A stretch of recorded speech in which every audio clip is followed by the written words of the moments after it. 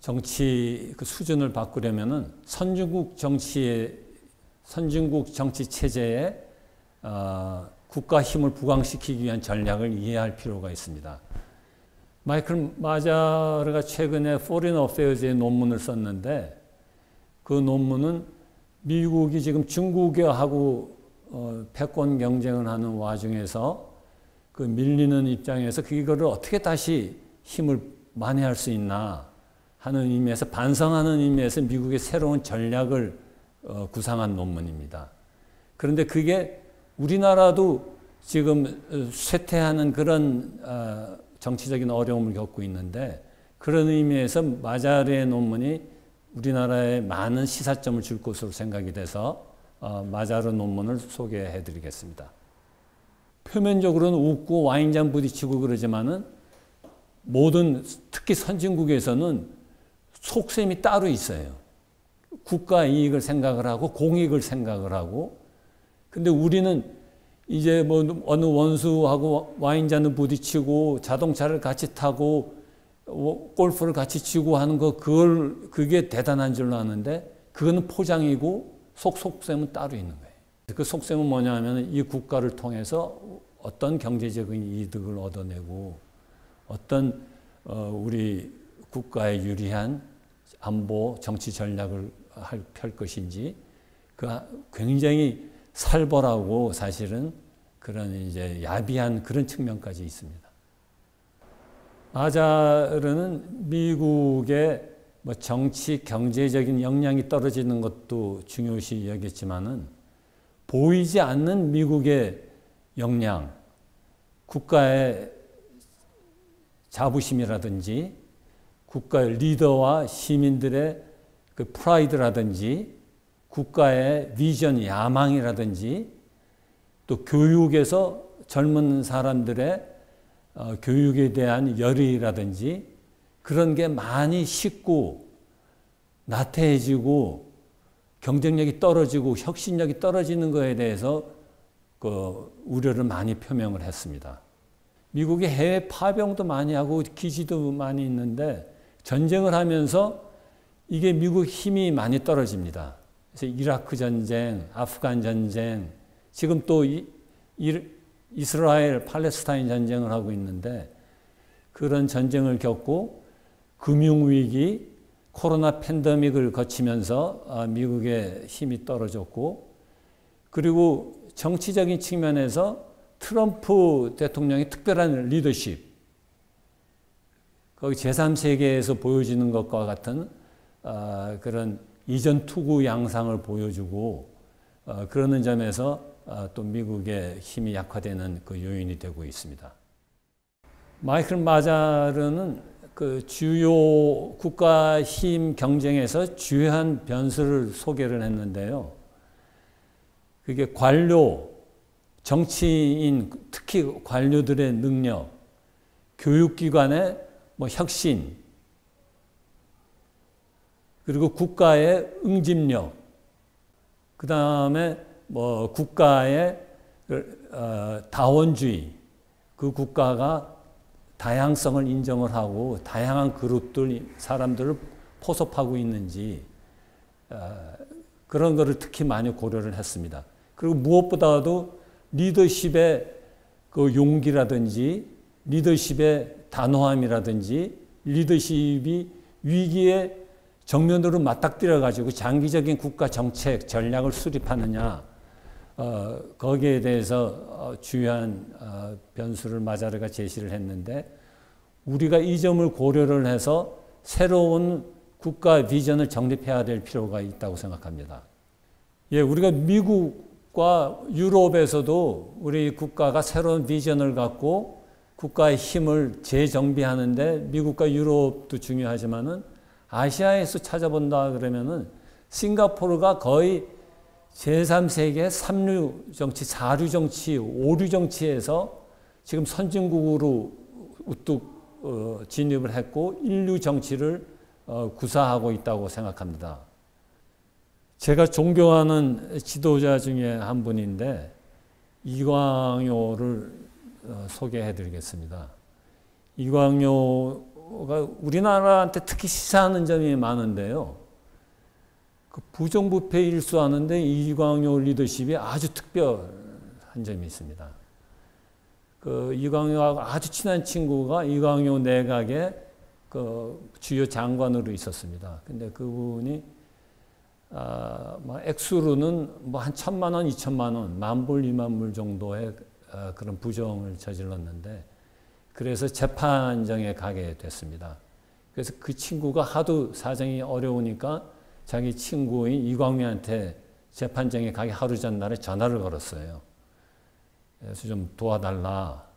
그러니까 이광요가 뭐라고 답변을 했냐면은 넌 나의 친구지만은 국가에서는 재판은 이거는 사견이 들어가면 안 된다. 일단 재판을 받고 보자. 그렇게 이광요가 답변을 했더니 그 친구는 그날 저녁 때 곤충으로 자살을 했습니다. 그래서 이광요가 그 친구 자살 후에 내색은 안 했지만 굉장히 슬퍼했다고 보여지는데 우리도 오랜 기간 부정부패에 대해서 정부도 노력을 하고 정치인도 노력을 하고 일소를 하고자 하는데 그게 잘 안 되고 있습니다. 그래서 이광요 사례에서 보는 바와 같이 정치 지도자의 일관된 신념, 단호한 결정, 친구의 요구도 거절할 정도면 그 큰 용기가 필요합니다. 그래서 지도자의 용기가 중요하다고 생각되고 싱가포르가 우리한테 주는 그런 시사점이 적지 않다고 생각합니다. 제가 완성은 못했지만은 이광요 워낙 좋아해서 이광요 그림을 그렸는데요. 한 수년 전에 스케치를 한 적이 있었습니다. 스케치는 색연필로 했는데 그게 오래돼서 어디 책갈피에다 끼워놨는데 찾지를 못해가지고 지금 며칠 전부터 이제 다시 그렸는데요. 그 이광요 그 수상에 그 국가와 국민의 그 복지와 번영을 위한 열망 그거를 이렇게 좀 붉은 그 색깔로 이렇게 표현을 했습니다. 그리고 이거 파란 원래 이렇게 녹색은 이분의 그 대쪽 같은 성품 그걸 표현하기 위해서 그 식물 특히 대나무 그걸 표현하기 위해서 그 녹색 배경으로 했고 그리고 국민에 대한 어떤 공익을 추구하고 국민의 안녕과 복지를 위하는 그런 거는 이제 자상한 표정을 표현하려고 했는데 아직 이제 완성이 덜 돼서 100% 표현은 못했다고 생각하고 완성이 되면은 또 나중에 소개해 드리도록 하겠습니다. 제가 존경하는 지도자도 여러 분 있습니다. 여러 분 있지만은 특히 제가 존경했던 분은 안중근 열사입니다. 안중근 열사는 또 특별한 계기가 있었는데요. 그 안 열사 외손녀분이 우리나라에 와서 어렵다는 이야기를 듣고 그 학생한테 그 증손녀분의 그 소재를 좀 파악해 달라고 부탁을 했습니다. 그래서 학생이 여러 날에 걸쳐 가지고 그 안 열사 그 증손녀 소재를 파악을 해서 제가 한번 찾아뵌 적이 있었습니다. 근데 증손녀신데 그 제가 한 3시간가량을 대담을 했는데 자세도 꼿꼿하시고 그 말씀도 잘하시고 연세가 80대 중반이었는데 발음도 분명하시고 미국 왔다 갔다 하셨지만은 우리나라 말도 아주 발음도 분명하시고 아주 논리적으로 그 안 열사 정황에 대해서 잘 말씀해줘서 제가 많은 감명을 받았습니다. 그분은 사상적인 측면도 어떤 사상과 못지 않습니다. 그 당시에 동양 평화 사상을 소개도 했고 또 이분이 우리나라의 번영과 안위를 위해서 목표를 설정을 하고 그 목표에 대해서 애국심, 단호함, 용기를 가지고 정확하게 그 목표를 성취를 했습니다. 그만큼 용기를 가지고 정확하게 목표를 성취하고 우리나라의 비전을 강하게 각인시킨 분이 없다고 생각합니다. 그런 의미에서 안 열사를 굉장히 존경을 하고 이광유 수상 못지않은 그런 정치인이라고 생각합니다. 마자르의 정치체제 경쟁론은 그 마이클 마자르가 로마 고대 서양 국가 역사부터 강대국 간 경쟁, 국가들이 어떤 경우에 흥하고 어떤 경우에 쇠퇴하는지 그거를 수천 년에 걸친 역사를 분석을 해서 이끌어낸 분석 틀입니다. 그래서 국가가 흥할 때는 국가 비전, 야망이 구체적으로 국민들한테 전달이 돼서 전쟁에도 이기고 국가 발전하는 데 견인차 역할을 하게 되는데, 이 비전이 없다든지 비전이 약화된다든지 하면은 국가가 이제 쇠망하는 걸로 그렇게 분석을 했습니다.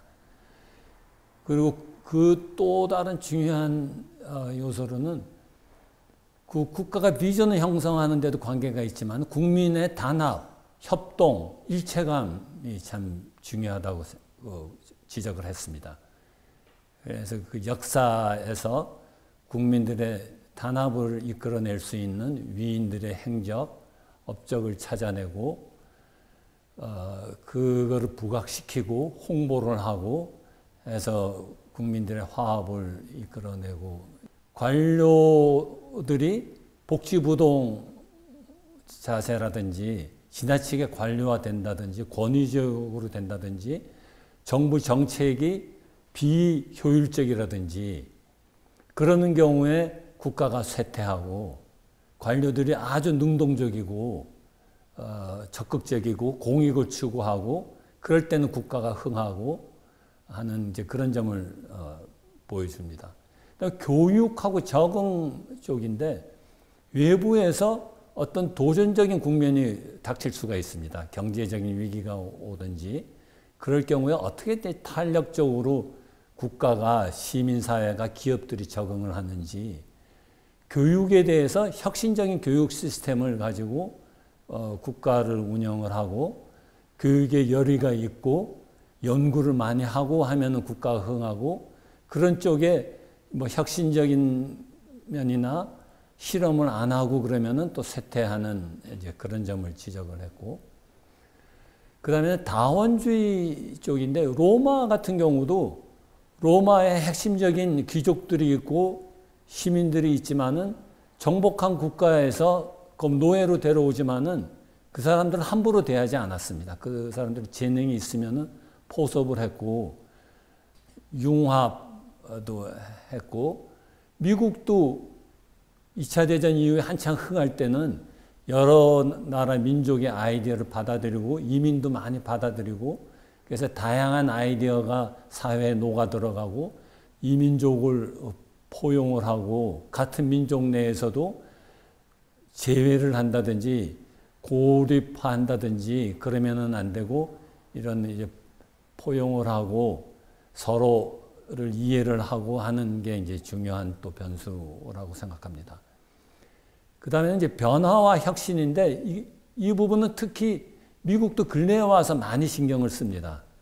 미국이 이제 혁신이 많이 떨어져서 특히 AI하고 로봇하고 결합하면서 이게 거의 조만간에 AI 로봇 혁명이 일어날 정도로 세상이 바뀔 겁니다. 그래서 이 변화에 순응을 하고 받아들여서 소화를 하면은 뭐 선진국이 되는 거고, 미국 같은 경우는 더 힘이 강화될 수가 있고, 이 변화를 수긍을 이해를 못하고 거부를 한다든지 그러면은 국가가 이제 쇠퇴로 접어들 거고, 이제 그런 이제 중요한 변수를 소개를 했고, 마자르는 특히 이러한 변수들 간의 관계, 변수들 간의 상호 교류하는, 상호 접목하는 그런 관계에 또 주목을 했습니다. 그래서 어떻게 시너지 효과가 날 건지, 그리고 한 가지 변수가 예를 들어서 국가 능력인데 관료들이 너무 효율성을 강조를 해서 시민사회에 개입을 많이 한다든지 그러면은 오히려 권위주의 국가, 경직된 국가, 혁신을 저해하는 국가로 그렇게 전락할 수가 있습니다. 그래서 이 변수들 간의 상호작용, 각 변수들의 그 절제도 강조를 했고, 그래서 궁극적으로 이러한 변수들 간의 상호작용이 시너지 효과가 나고, 이 시너지 효과가 국민들 간의 많은 조직들 간의 시너지 효과가 나면은 그야말로 휴지 컬렉티브 시너지, 거대한 집단 시너지 효과가 창출이 됩니다.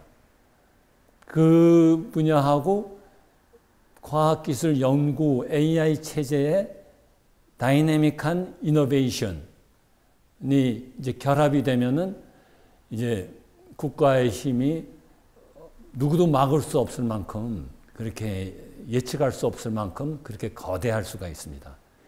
끝으로 마이클 마자르가 강조한 것은 르네상스에 흥하고 망할 경우 사례를 소개를 했습니다.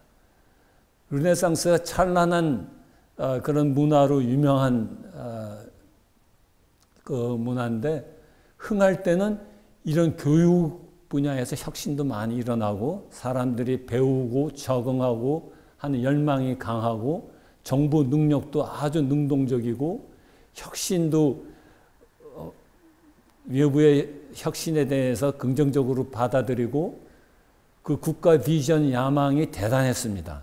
대단했는데 망할 때는 지금 시기로 따지면 몇 달 안에 1, 2년 안에 르네상스가 망했습니다. 이태리 르네상스인데 거기에 가장 두드러진 특징 중에 하나가 지도자가 국가 위기가 닥치면은 그거를 인정을 하고 맞닥뜨리고 거기에 맞는 장기 국가 정책을 수립을 해야 되는데 국가 위기에 대해서 맞닥뜨리지를 않았습니다. 그 용기가 없었던 거죠. 그리고 장기 전략보다는 단기적인 자기의 그룹의 이익이라든지 자기 개인의 이익이라든지 개인의 정치적인, 요새 말로 하면 선거에만 신경을 쓰는 거예요. 정치적인 영향력만 높이려고 한다든지, 그러면서 혁신, 교육, 자부심, 야망이 쇠퇴하고 정치인들의 부패, 위기에 대한 회피로 인해 가지고 일거의 르네상스가 쇠퇴를 하고 망하게 됐습니다. 그래서 마이클 마자르가 주장한 그런 이론의 기본 틀을 소개를 드렸습니다. 이 그림은 아주 특별한 그림인데 제가 제일 처음으로 유화를 사용해서 그린 그림입니다. 그리고 구성은 안중근 열사와 독도, 그리고 안 열사의 손바닥 모습인데 손가락 마디가 절단된 그 고통을 표현하는 그런 그림이 되겠습니다. 일본이 그 독도에 대해서 언급을 하고 그 초등학교 교과서에도 넣고 중학교 교과서에도 넣고 고등학교 교과서에도 넣고 그걸 언급하고 신문이 보도할 때마다 우리 국민들의 그 심리적인 데미지는 이루 말할 수가 없다고 생각됩니다. 그래서 그 데미지를 어떻게 극복할 수 있을까? 그리고 장래에 일본과의 마찰이 구체화되었을 때, 전투가 벌어진다거나 전쟁이 벌어졌을 때, 우리 상황이 어렵지 않을까? 그 염려가 많이 있었습니다. 그래서 이거를 독자분들, 시청자분들한테도 좀 많이 알려주고, 그래서 위안도 좀 되고, 구체적으로 일본하고 전쟁이 벌어졌을 때 우리가 좀 활용할 수도 있지 않을까 싶어서 그림을 그렸습니다. 안열사 그리는데 한 일주일, 독도 그리는데 한 열흘, 안열사 손바닥 그리는데 한 일주일가량, 그만큼 시간이 많이 소요됐습니다. 그래서 그 휘발성 있는 걸로 그렸다가 지웠다, 그렸다 지웠다 한 거를 수백 번은 했을 겁니다. 한 달여간 이제 시간이 들었고, 그래서 여기 안열사는 사진은 우리 그냥 예사로 봐왔는데 제가 입술에다가 약간 붉은 색깔을 좀 칠했는데 이거는 안열사가 우리가 직접 보지는 못했지만은 그 여순 감옥에 계셨을 때 굉장히 고통스러웠을 겁니다. 초조하기도 하고 영양도 결핍이 됐고 잠도 못 자고 그래서 그런 이제 좀 힘든 모습을 이제 그렸고 독도 경우는 돌멩이 하나라도 그 놓칠 것 같아가지고 제가 작지만은 아주 실제적으로 구체적으로 그렇게 그림을 그렸습니다. 그리고 이 손바닥의 모습은 거기 안열사의 손금도 이렇게 나타날 정도로 제가 자료를 보고 그렇게 그렸습니다. 그래서 많은 사람들이 그 안열사의 그런 조국을 향한 애국심, 결연한 의지, 그런 용기, 목표 달성을 위한 용기와 결단, 결의, 신념, 그런 응축된 거를 우리가 본받고 특히 한국의 정치인이나 엘리트들은 안열사의 그런 야망, 비전, 결의, 용기를 좀 본받아서 지금 우리 현재 대한민국, 한국을 이끌어 나가면은 한국이 삼류 정치를 벗어나서 인류 정치로 들어가는데 큰 버팀이 될 걸로 느끼고 국제 무대에서도 핵심 선진국으로 도약하는데 안중근 열사의 그런 그 유산이 우리나라의 그 버팀목이 될 걸로 믿습니다.